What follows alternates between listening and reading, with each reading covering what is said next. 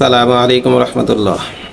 কোরআনে কারিমের বিভিন্ন জায়গায় খুললে আমরা একটা জিনিস দেখতে পাই, সেটা হলো বিভিন্ন সূরার শুরুতে কিছু বিক্ষিপ্ত অক্ষর আছে, যেমন আলিফ লাম র, আলিফ লাম মিম, তাহা, ইয়াসিন, কাফ হা ইয়া আইন সাদ, নুন।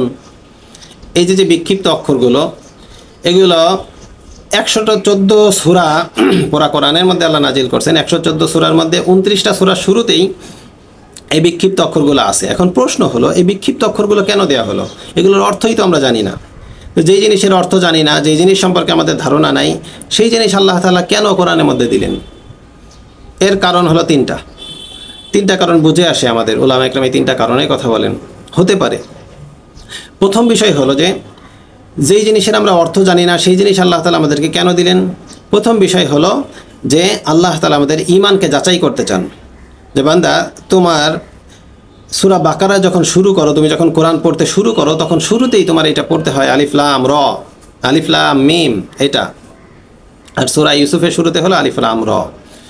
তো সূরা বাকারার শুরুতে যে আলিফ লাম মিম তুমি পড়া শুরু করো, এই 3টা বিক্ষিপ্ত অক্ষরের অর্থ কিন্তু তুমি জানো না। তো এই জানো না, এইটা আমি তোমাকে পরীক্ষা করব যে তুমি কোরআন এটা বুঝলেও মানো না না বুঝলেও মানো, এটা তোমার ঈমানের আমি পরীক্ষা করব। তো আল্লাহ তাআলা বিক্ষিপ্ত অক্ষরগুলো নাজিল করছেন এই 3টা কারণ। একটা কারণ হলো যে আমাদের ঈমানকে আল্লাহ তাআলা পরীক্ষা করবেন, যে আমি কোরআন বুঝলেও মানি না না বুঝলেও মানি। এটা একটা বিষয়। যদি আমি না বোঝার কারণে, যে আমার একটু দুর্বলতা আছে যার কারণে আমি বুঝতেছি না, এই কারণে আমি মানতেছি না, তো আমার মধ্যে ঈমান নাই। কোরআন আমাকে বুঝলেও মানতে হবে, না বুঝলেও মানতে হবে। বাকি আল্লাহ তাআলা অবুঝ বানিয়ে আমাদেরকে দেন নাই কোরআন। নাইলে আল্লাহ বলতেন আফালা তাকিলুন, আরে তোমরা কি বোঝো না? বোঝার জন্যই দিয়েছেন, হয়তো আমার বুঝে আসতেছে না। তো এটা আগে বুঝতে হবে যে এই বিক্ষিপ্ত অক্ষরগুলো কেন দিলেন। 1 নম্বর কারণ হলো যে আল্লাহ তাআলা আমাদের ঈমানকে যাচাই করতে চান, যে আমি কোরআন বুঝলেও মানি না না বুঝলেও মানি।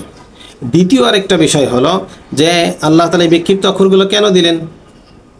দ্বিতীয় বিষয় হলো যে আল্লাহ তাআলা আমাদেরকে সওয়াব দিতে চান, যার কারণে দেখবেন যে কোরআনের যে অক্ষরগুলো আছে, আল্লাহ রাসূল সাল্লাল্লাহু আলাইহি ওয়াসাল্লাম হাদিসের মধ্যে জানিয়েছেন, হাদিসের মাফহুম, যখন কোনো ব্যক্তি কোরআনের একটা হরফ তেলাওয়াত করে তখন 10টা নেকি লেখা হয়।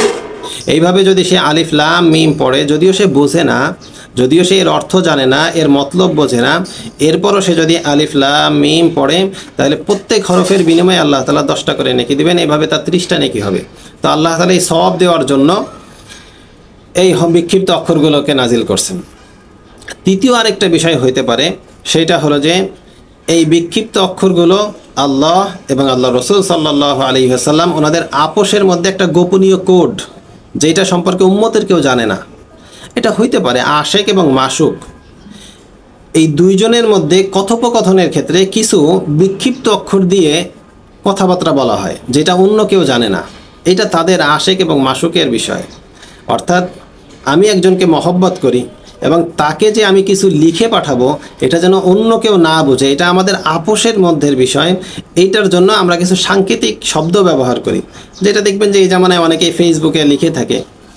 মনে করেন শর্টকাটে একজন ব্যক্তি স্টুডেন্ট লিখবে, সে লেখে STUDENT, অথচ স্টুডেন্ট বানান কিন্তু এটা না। তো এটা হলো সংক্ষিপ্তভাবে লেখে। এটা এখন মেসাল হিসেবে দিলাম, এরকম অনেক বিষয় আছে। তো এখান থেকে এখন আমাদের মূল সার কথায় আসি। কোরআনের যে বিক্ষিপ্ত অক্ষরগুলো আল্লাহ তাআলা বিভিন্ন জায়গায় দিছেন, এই বিক্ষিপ্ত অক্ষরগুলো আল্লাহ তাআলা কেন দিছেন? এর 3টা কারণ হতে পারে। 1 নম্বর হলো আল্লাহ তাআলা আমাদের ঈমানকে যাচাই করতে চান, যে বান্দা তুমি কোরআন বুঝলেও মানো না না বুঝলেও মানো।